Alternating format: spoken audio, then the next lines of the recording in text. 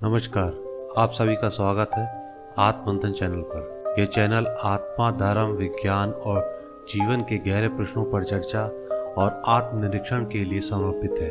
यहाँ प्रस्तुत सामग्री शोध और प्राचीन शास्त्र और दर्शनों और विचारों के आधार पर तैयार की गई है। हमारा उद्देश्य सभी धर्मों और विचारधाराओं के प्रति सम्मान रखते हुए सत्य की खोज के मार्ग पर प्रेरणा देना है। ये चैनल किसी एक विचारधारा का समर्थन नहीं करता और न ही किसी को ठेस पहुंचाने का इरादा रखता है। यह एक मंच है जहां संवाद, आत्मचिंतन और विचार का आदान प्रदान हो सके। हमारी जानकारी का उद्देश्य जागरूकता फैलाना है, न कि इसे अंतिम सत्य के रूप में प्रस्तुत करना। हम आपसे अनुरोध करते हैं किसी भी जानकारी को अपने विवेक और अध्ययन के आधार पर अपनाएं। आइए आत्ममंथन करें और अपने भीतर के सत्य को जानें। नमस्कार दोस्तों, मैं दीपक और आप देख रहे हैं आत्ममंथन चैनल। ये वो स्थान है जहां हम अपने भीतर झांकते हैं, जीवन के गहरे सवालों से मंथन करते हैं और सत्य की ओर एक सच्ची यात्रा पर निकलते हैं। यह हर विचार, हर शब्द आपको सकारात्मक ऊर्जा से भर देगा। आइए साथ मिलकर आत्मा की गहराइयों में उतरें और अपने जीवन को एक नई दिशा दें। आपका स्वागत है आत्ममंथन में। क्या आप जानते हैं कि सिख धर्म केवल 500 साल पुराना होते हुए भी एक गहरी आध्यात्मिक परंपरा और सेवा भाव को समर्पित जीवन शैली का प्रतीक है। आज हम जानेंगे कि सिख धर्म की स्थापना कैसे हुई, उनके 10 गुरुओं के जीवन यात्रा और विचार क्या थे और यह सनातन धर्म को कैसे जोड़े हुए थे। सिख धर्म की स्थापना 15वीं शताब्दी में पंजाब क्षेत्र में गुरु नानक देव जी ने की थी। उन्होंने धर्म के नाम पर हो रहे भेदभाव, जातिवाद और पाखंड के विरोध एक नई राह दिखाई। गुरु नानक देव जी का जीवन सत्य, करुणा, सेवा का जीवंत उदाहरण था। उन्होंने जाति पाति, ऊंच नीच को नकारते हुए एक ही ईश्वर की भक्ति पर बल दिया।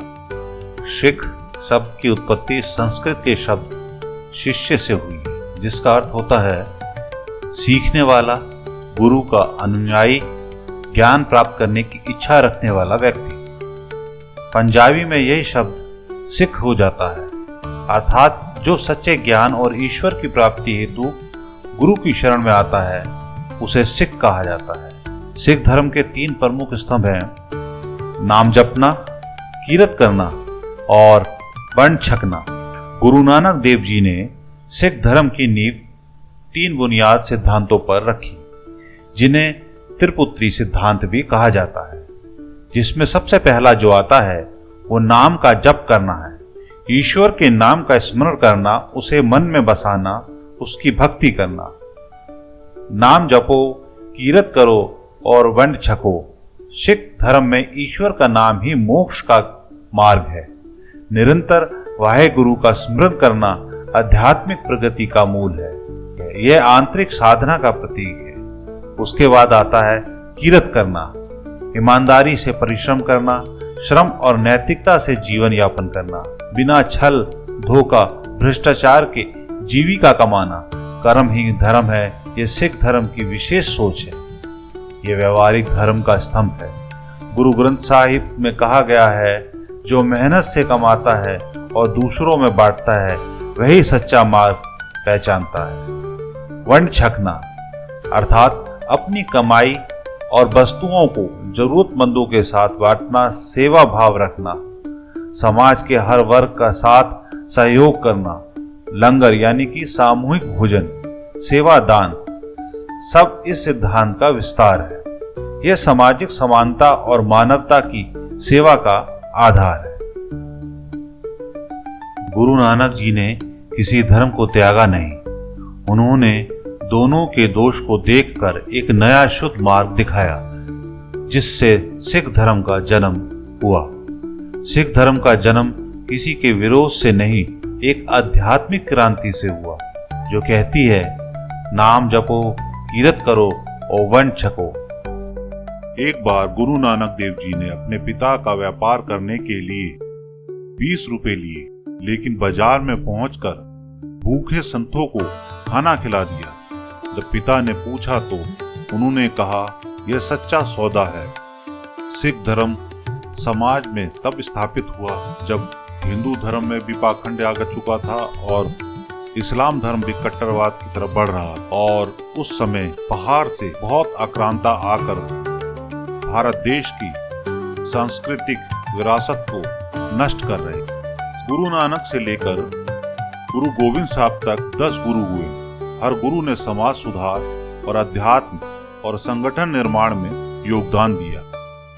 आइए सिख धर्म के कुल जो 10 गुरु हैं उनका संक्षिप्त परिचय मैं आपको दे दूं, जिन्हें 10 गुरु साहिबान कहा जाता है। ये सभी गुरु समय के अनुसार एक ही ज्योति यानी कि आध्यात्मिक चेतना से स्वरूप माने जाते हैं।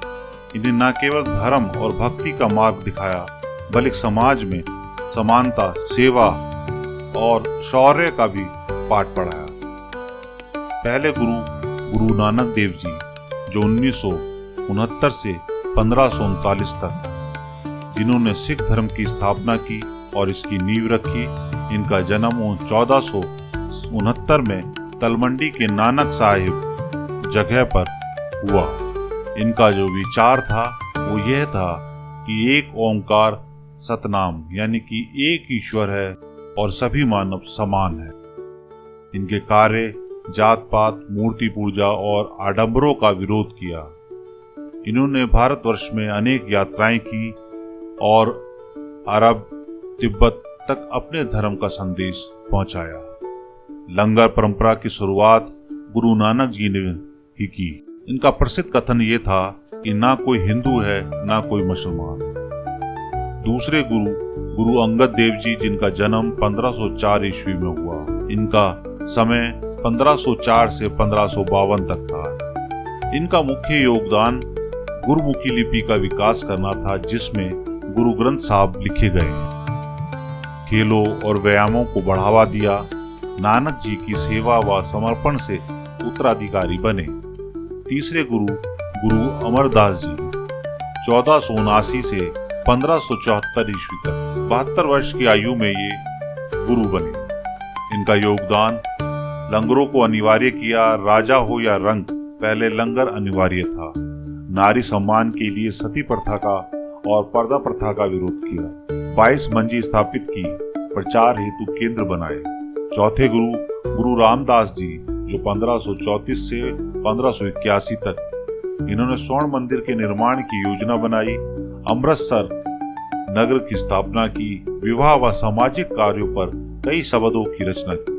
धार्मिक भक्ति और सामाजिक निर्माण में संतुलन की। पांचवें गुरु अर्जुन देव जी हुए जो 1563 से 1606 तक इनका समय काल रहा। आदि ग्रंथ गुरु गोविंद साहब का संकलन इन्होंने ही किया। स्वर्ण मंदिर का निर्माण पूर्ण करवाया।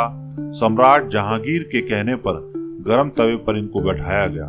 सिख धर्म के पहले शहीद गुरु अर्जुन देव जी को नमन। उसके बाद आता है छठवें गुरु गोविंद साहब जी। 2 तलवारें धारण करने वाले ये व्यक्तित्व बेहद साहसी, पराक्रमी और तेजस्वी थे। वीर और पीर की भावना को रखने वाले, यानी कि तलवार और राजनीतिक शक्ति का समन्वय गुरु गोविंद साहब ने स्थापित किया, जिन्होंने सिखों को सैन्य रूप में संगठित किया। अकबर के पुत्र जहांगीर से संघर्ष, परंतु बाद में मित्रता कर ली। 7वें गुरु हरराय जी जो 1630 से 1661 तक रहे। प्रकृति प्रेमी थे, आयुर्वेद के ज्ञाता थे। औरंगजेब के समय सिखों को मानव सेवा और शिक्षा की ओर बढ़ाया। गुरु का जीवन शांति प्रिय पर साहसी रहा।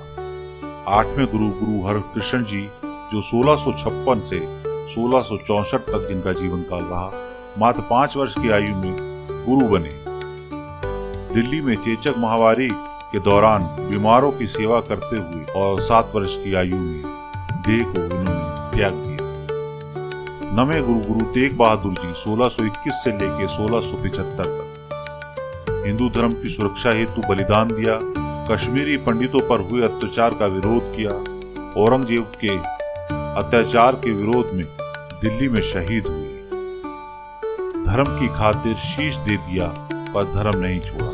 10वें गुरु गोविंद साहब जी 1666 से 1708 तक इनका जीवन काल रहा। अंतिम गुरु माने जाते हैं और सन 1699 में खालसा पंथ की स्थापना की। अमृत संचार के द्वारा चारों पुत्र धर्म के लिए इन्होंने बलिदान कर दिए। साहित्य प्रेमी थे और दसम ग्रंथ की रचना इन्होंने की। गुरु ग्रंथ साहब को ही अंतिम गुरु घोषित किया। सब सीखन को हुक्म है गुरु मान्यो ग्रंथ। वीरता, त्याग और ज्ञान का अद्वितीय संगम गुरु गोविंद साहब रहे। गुरु ग्रंथ साहिब अंतिम गुरु क्यों हैं? गुरु गोविंद साहब जी ने स्पष्ट कहा कि अब कोई मानव गुरु नहीं होगा। गुरु ग्रंथ साहब जी में सभी गुरुओं की वाणी है और दिव्य ज्ञान संचित है। इसे शब्द गुरु माना गया क्योंकि आत्मा को शब्द यानी कि ज्ञान से मुक्ति मिलती है। सिख धर्म और सनातन धर्म का संबंध क्या है?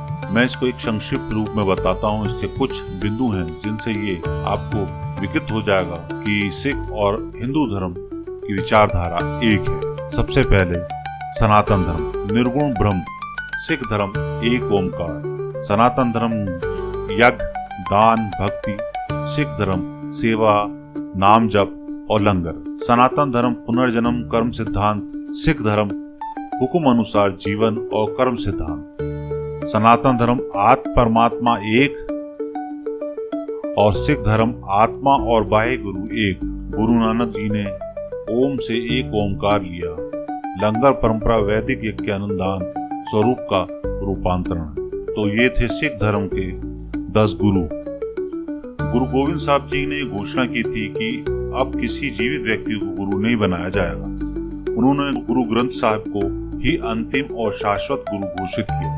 वह एक ग्रंथ नहीं बल्कि गुरु के जीवित विचार। सिख धर्म का जन्म सनातन धर्म की भूमि से ही हुआ है। सनातन के मूल सिद्धांत जैसे एक ईश्वर, सत्य की खोज, अहिंसा, सेवा सिख धर्म में स्पष्ट रूप से दिखाई देते। गुरु ग्रंथ साहब में कई भक्ति संतों की वाणियां हैं जैसे कबीर, रविदास, नामदेव, जो सभी सनातन परंपरा से आते हैं। इसका प्रमाण ही है कि सिख धर्म ने सनातन मूल्यों को नकारा नहीं बल्कि उन्हें आधुनिक रूप में स्वीकार किया। आज जब समाज फिर से धर्म के नाम पर बढ़ रहा है, सिख धर्म हमें याद दिलाता है मानव सेवा ही सबसे बड़ा धर्म है। सिख धर्म कोई अलग ग्रंथ नहीं बल्कि सनातन धर्म की छाया में पनपा हुआ प्रकाश है जो सेवा, त्याग और न्याय की बात करता है। जब जब धर्म में अंधकार छाया तब तब इस धरती पर ऐसे महापुरुषों ने जन्म लिया। सिख गुरुओं की परंपरा इसी अमर वाणी का प्रतीक। धर्म न जाति न मजहब कोई, सच्चे पथ पर जो भी होए, सेवा दया कर्म ही ज्ञान, यही है सिख की पहचान। अगर आप ऐसे ही और विषयों पर गहराई से जानना चाहते हैं तो आत्ममंथन चैनल को सब्सक्राइब करें और अपनी जिज्ञासा के प्रश्न हमें कमेंट में साझा करें। अगर आज का विषय आपकी तार्किक बुद्धि को जगा पाया हो, अगर आपके मन में कोई विचार की हलचल हुई हो, तो कृपया अपने विचार हमारे साथ कमेंट के माध्यम से साझा करें। आत्ममंथन चैनल को अधिक से अधिक लाइक करें, शेयर करें, सब्सक्राइब करें ताकि ये यात्रा हम सब मिलकर आगे बढ़ा सकें। आपके सुझाव, आपकी प्रतिक्रिया ही हमारा मार्गदर्शन है। फिर मिलेंगे अगले मंथन में। धन्यवाद, नमस्कार, जय हिंद।